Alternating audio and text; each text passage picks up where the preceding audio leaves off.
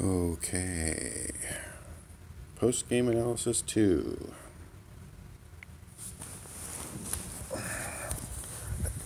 Doing this post-game right before the chess club. So let's see here. Where am I? Profile.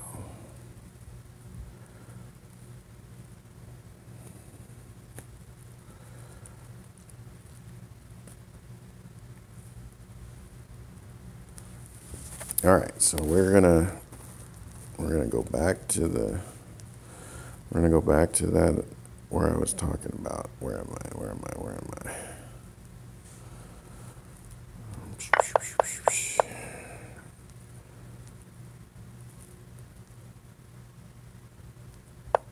Okay, so as a repeat, I played knight g3 to shake things up and not go into mainline theory.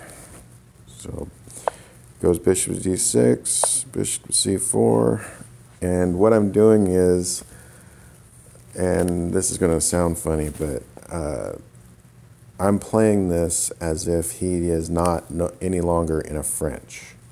I'm playing this like he is in a Scandinavian, which I played, I believe, on the next round, like on the next game. I played a Scandinavian, which is this.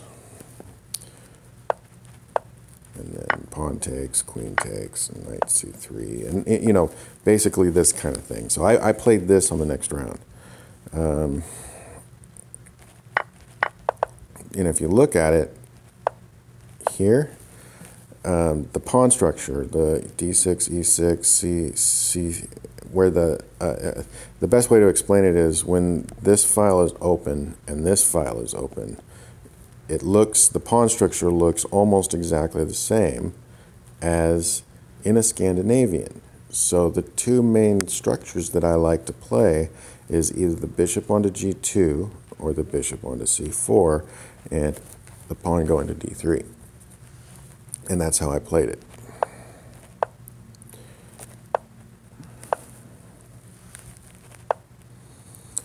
So I agree with the computer. A5 is a mistake. I don't necessarily agree with the computer that bishop to g5 is a mistake, and I don't agree that d4 is the reason that it's a mistake or that it's a fix, because I played d3 for a reason.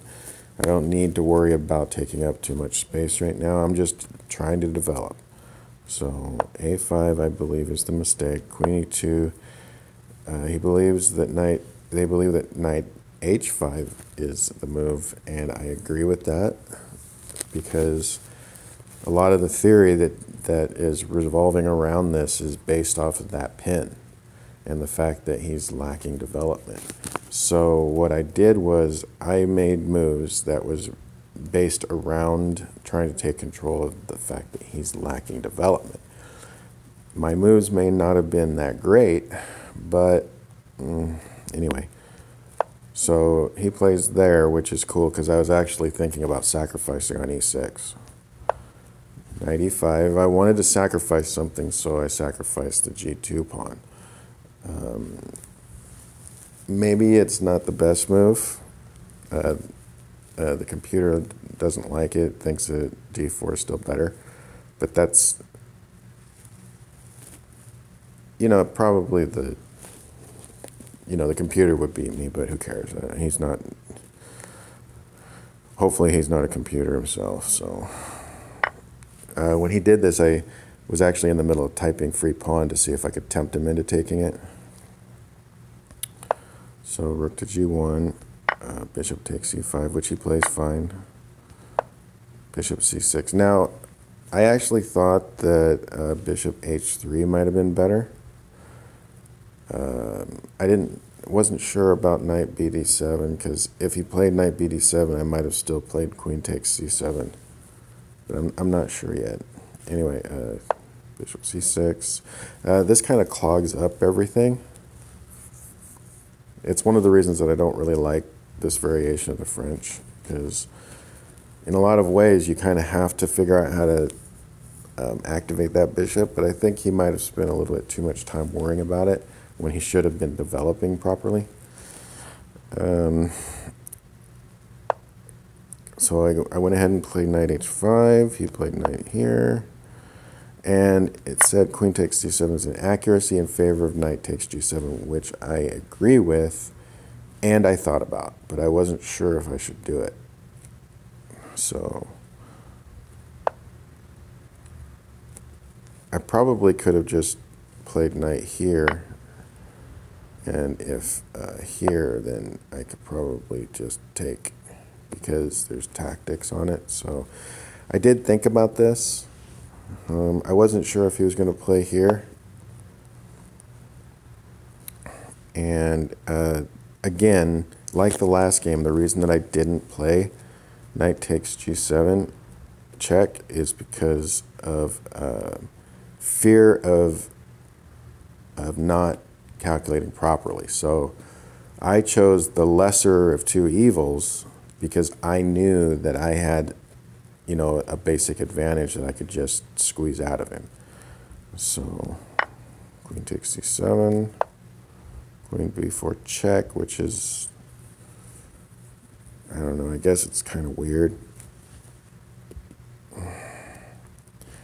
I'm not sure why king e2 is a blunder. Oh, I know why. Oh, okay. That's funny. That's actually kind of funny because we're sitting here talking about how he's all blundering and shit, and then he doesn't even notice that I drop a knight. Look at that.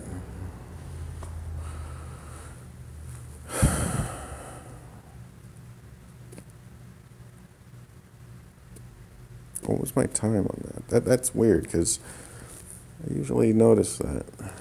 That's okay.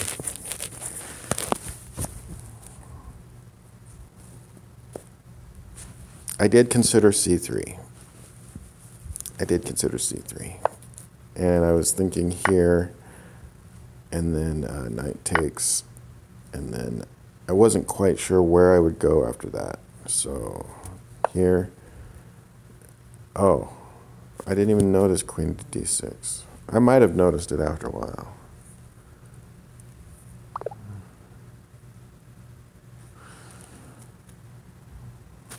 Well, maybe not. Not in 5 minutes. Oh, and I would never have calculated mate in 12. Just go over here and look at this. It says mate in 12. Okay, so yeah, okay, king e2, blunder. And then his blunder right back. So I guess they call those castle blunders, you know, because you both blunder one right after another, right? So knight takes, bishop takes, g6 is forced, and then queen to f4 is another blunder. Why? Oh, because the score drops by 6. So it's not really bad. It's just, I guess I could have played better. So it's not a blunder. It's just I missed an opportunity to win better.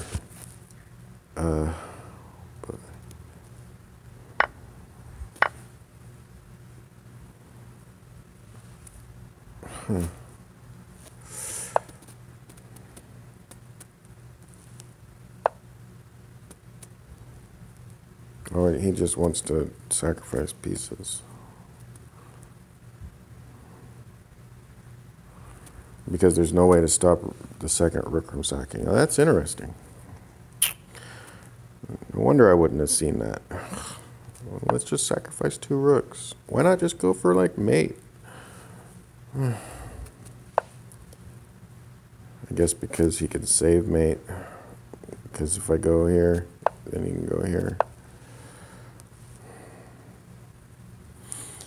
Yeah. But anyway, either way, I mean, it's still winning. So you go here, here, and then I'll just push the pawn. But, you know, I'm a piece up, plus the piece is a freaking bishop. I guess h4 is a bad move. Yeah, I guess maybe h3 or h4, a3 or a4. Actually, I might not even have noticed that.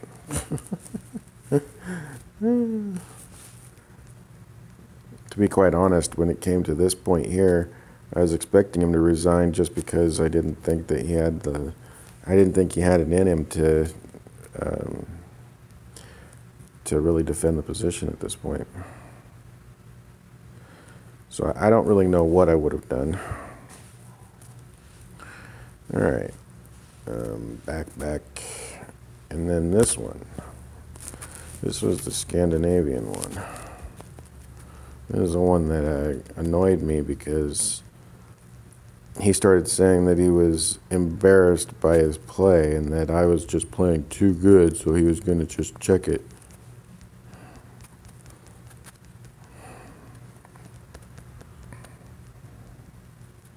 Oh, that's right. Let's go here. Take a look at this. I'm playing too good. He's going to check my center pawn loss. Well, there it is, Grigory. 22. And by the way, there are some times when I can play a 10 center pawn loss in an over-the-board game, so fuck you. Let me see here. Where am I? All right, so this was a Scandinavian.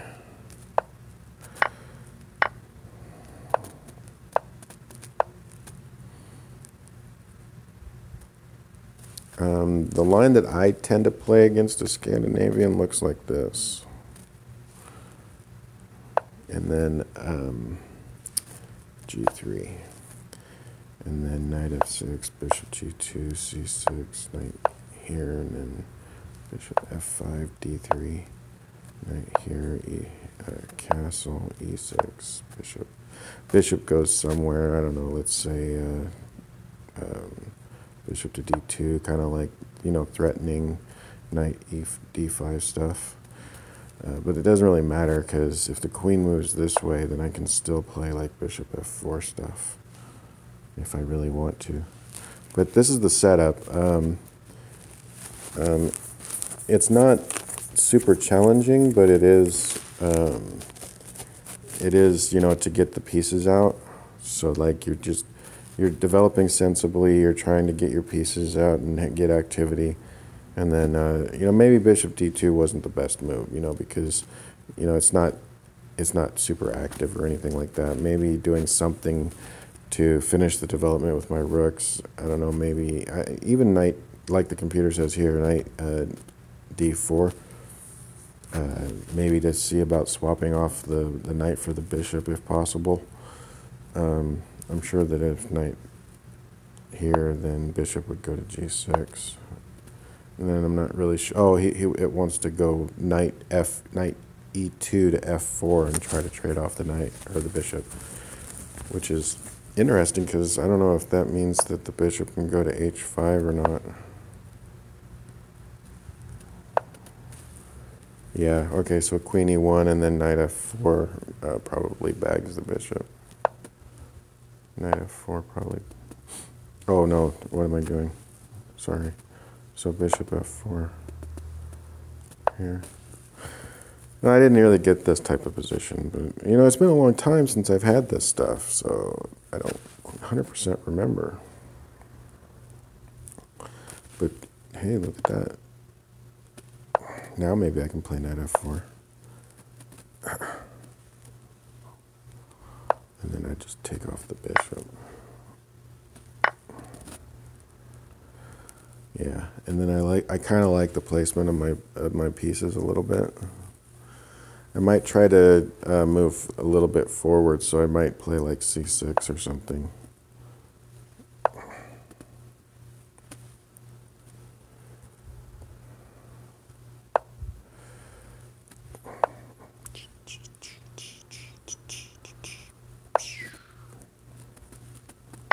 I suppose I was playing, I guess my little analysis here wasn't too accurate.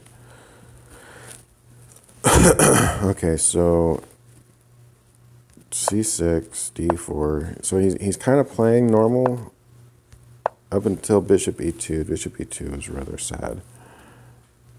h3. g4 was pretty sad.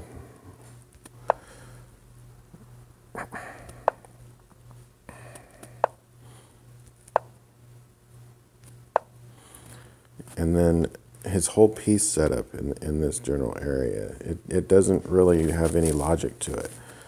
So I noticed bishop to b4 immediately. And then I considered myself strategically winning here. I might not have played it well enough to actually claim winning, but I did mention it to him that I felt like I was winning. So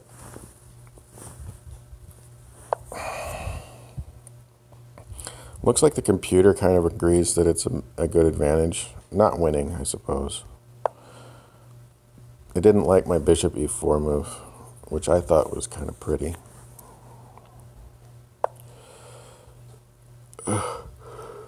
I did, excuse me, I did like knight d5.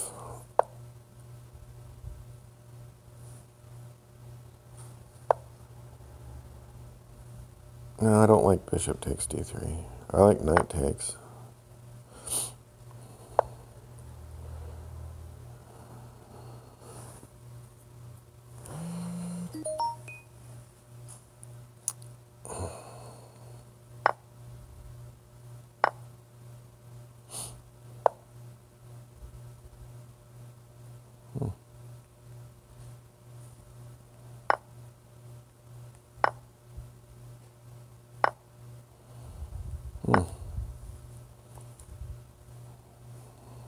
Oops. Yeah, I like this actually for black. I like this because I could take the pawn here. c4. I wonder if knight queen c3 might be okay. And then queen takes, knight takes. I suppose white has some compensation for the pawn, because he's a little active, but 1, 2, 3, 4, 5, 6, 1, 2, 3, 4, 5. It's still a pawn, and you go here and then castle, Oh, I guess I have to defend against the knight being trapped. b4, knight e4, and then castle. I might have not noticed that. Good thing he's not a computer, huh? Alright, so king e2, which is kind of cool.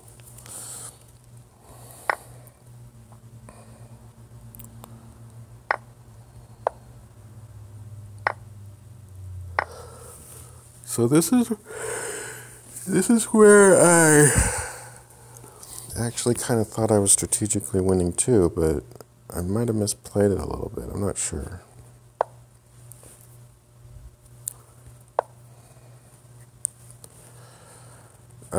I thought about knight d5 like it's suggesting, but it's not because I wanted to take the bishop, because in my eyes, the knights right now are better than that bishop.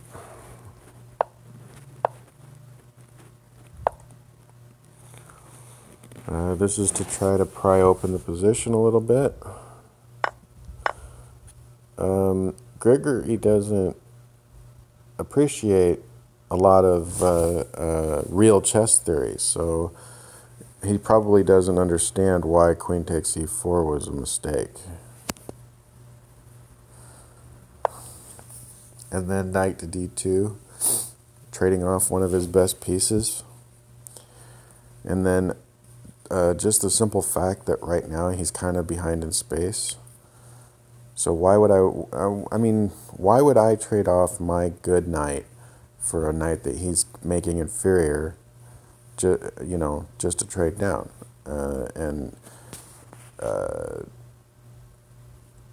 I don't really feel cramped in this position, whereas I kind of feel that white is cramped. And the knights are, to me, are superior. So I went ahead and not traded. He played c4, which technically I guess he has the space advantage when it comes down to it, but I don't see much space advantage. I made a comment to him, Potzer sees check, Potzer plays check, and it's true. I mean, what the hell? This is like a 1300 move. It's like a move a 1300 player would play. Practically insulting.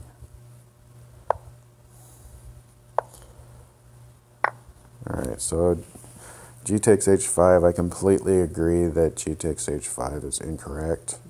And maybe I misjudged the position a little bit, and I didn't think that c5 was all that great because it activates my knights. Because if he plays c5, let's see, c5 here. Okay, maybe it doesn't activate my knights in this position. I was thinking after G takes. But, you know, I can reroute my knight, like, not this way, maybe this way. Oh, you know what? Maybe c5 here was better. That's really interesting. I might have found out how. I don't know. So, rook here. Do I need to take? Yeah, probably. I probably would have done this. Pawn takes. Did you play g4? Yeah, g5, yeah. What if he doesn't play g5? You know, he beats all human and stuff and tries this. And then oh, my other move was considered. Look at that. e5. So this is the one that I wanted to play.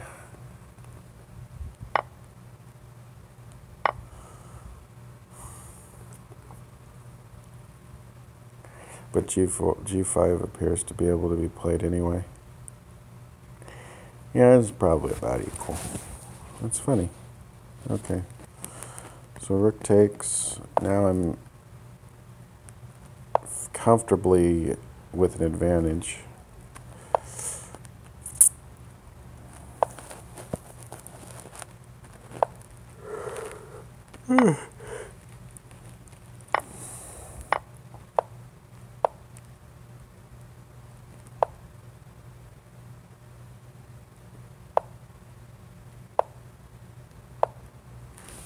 So the computer's kind of agreeing with me a little bit. It wants to reroute the knight, but I kind of wanted to reroute it to like d6. So maybe its plan is a little better because maybe it wants to reroute, you know, this way. Maybe go here and then either plant one on h5 or play e5 and try to bust up the center. But I think I might have had similar plans because what I wanted to do was I wanted to promote the c4 pawn pushing, and I don't think he did it, but yeah, but I wanted to see about promoting the c4 pawn pushing.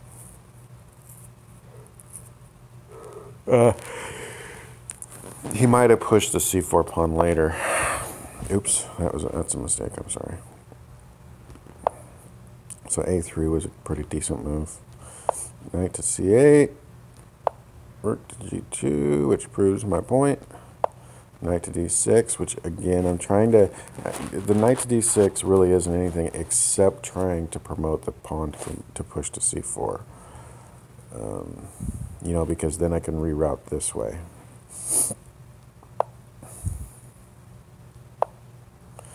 And as you can see, I'm playing b5 to try to promote c5, and he finally does it. And then what I'm doing is I'm rerouting my knight like I wanted to. And this time, I think he loses a piece. No, he doesn't. No, I missed the fact that he can push the knight back. But when he did, I noticed that I could also still win a pawn. So he pushes it back. I go ahead and take. He takes. I take the pawn. So queen to d2, and then I think I take the pawn again.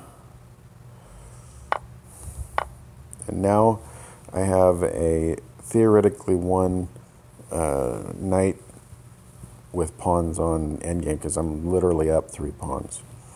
So, yeah. Well, this is the analysis. Somewhere around...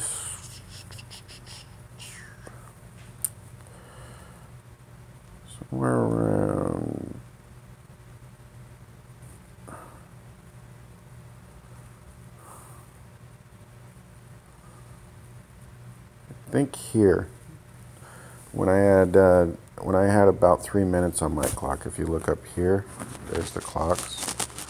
I had about 3 minutes on my clock, about 4. He started claiming that he's gonna check check it with Engine to double check my center pawn loss because I'm playing too good. Which in this game my center pawn loss was 22.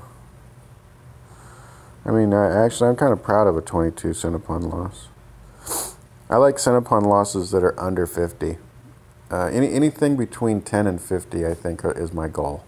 And if I can get a center pawn loss under 50, I'm good. Let's look at another game. I think I lost this game, but when I looked at the center pawn loss, I believe I had...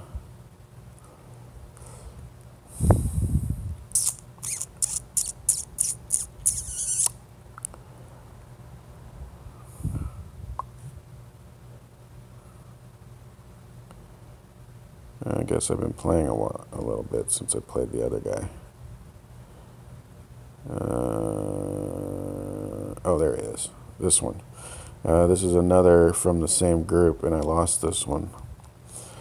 Which, when I played the game, I played it a little bit inferiorly, like this point when I played d4 here. I just completely missed the fact that he was threatening the queen at that point. I did play further like this, and I played pretty good on this.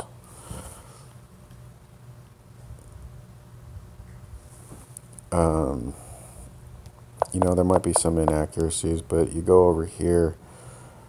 Oh, we didn't do it. Well, let's do it while if anybody's watching. We go over here and request. I thought I did it. Most of the time what you'll find is that if there's no computer analysis requested, it's because I forgot and my opponent didn't do it. And then I forget a lot of the times to do computer analysis, and I'm actually proud of that.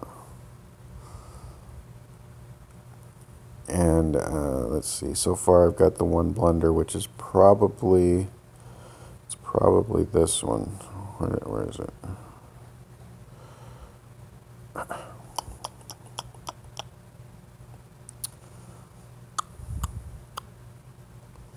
Oh, it's not even assessing the first blunder. Or at least what I thought was a blunder. Oh, well, that's interesting. It's not even considering d4 a blunder, which,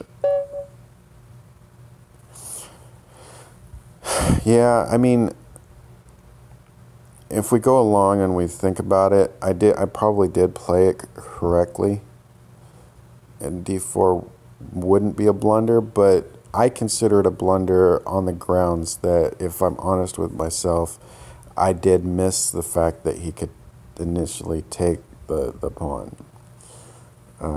I might not have even played d4 at all had I noticed that he could just take the pawn.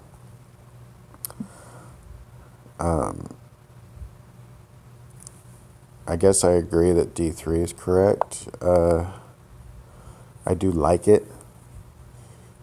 It's one of the things that goes with the setup.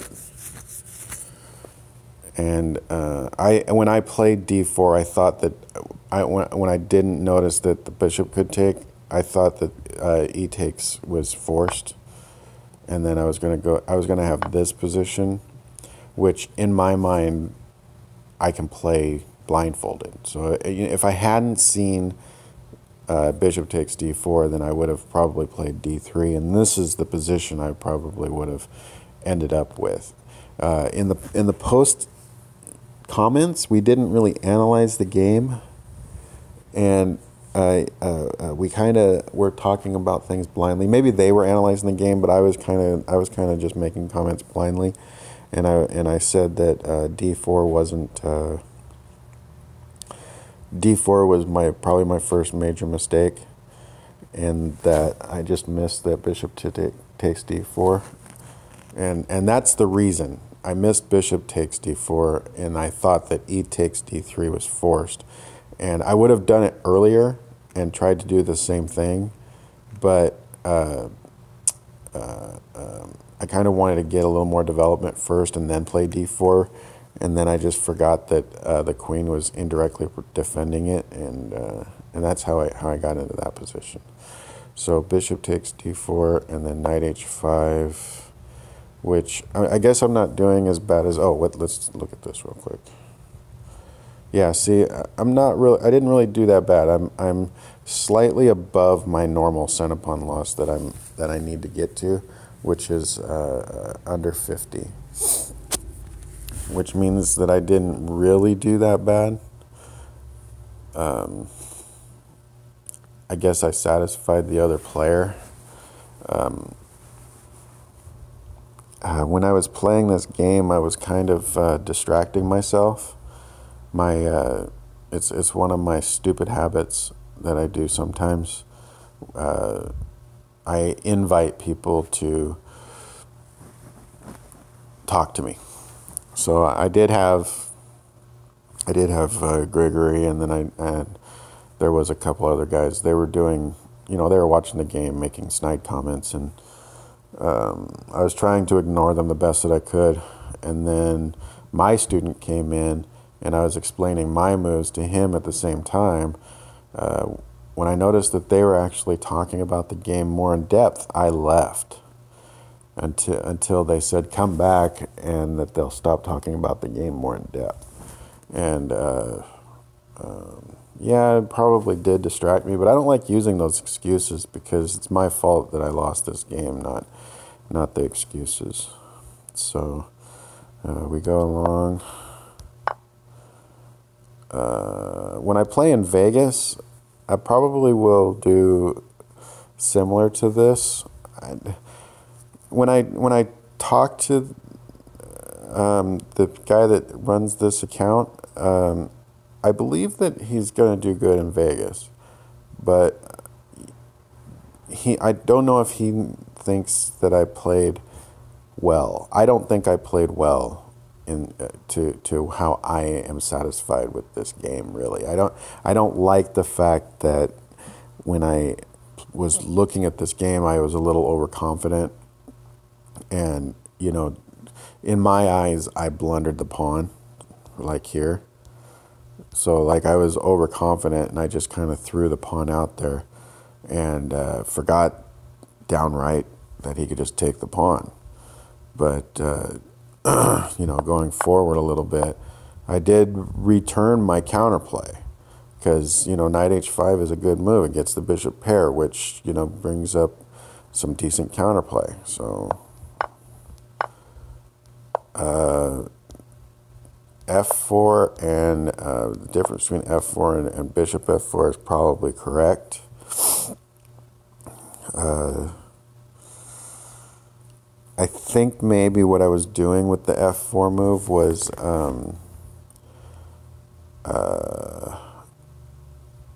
trying to get play going, still underestimating the player that I'm playing, which is actually pretty bad. But that happens all the time. I mean, you can't go into any tournament and then expect to just not underestimate everybody. I don't know. Maybe this guy will win his section in Vegas in a couple of weeks because he's trained himself not to underestimate people. Who knows? But I think he'll do okay. I don't know about his boast. I'm not going to say his boast right now, but now if you look at all this here, he didn't really, do much on the beating side until around here, which, this was, I guess, bishop f4, and then f4, which blocks in the bishop. I wonder if f3 is okay. Yeah, see, f3 is okay. I thought about f3 too.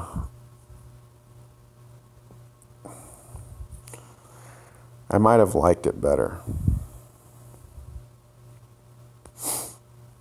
b6. And still bishop f4.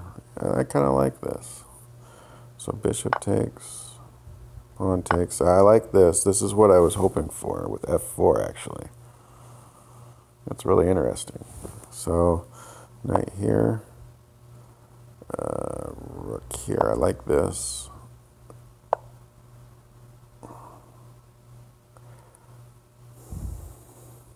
I like that too.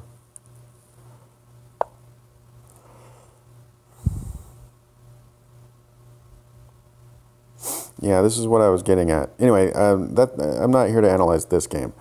I just wanted to double check my center pawn loss, which is a little bit over what I thought, but at least it's close to what I wanted. Go away. Anyway, that's it on this. I kind of want to get more analysis coming in, so maybe I can try and do this a little more. Anyway, we'll see what happens.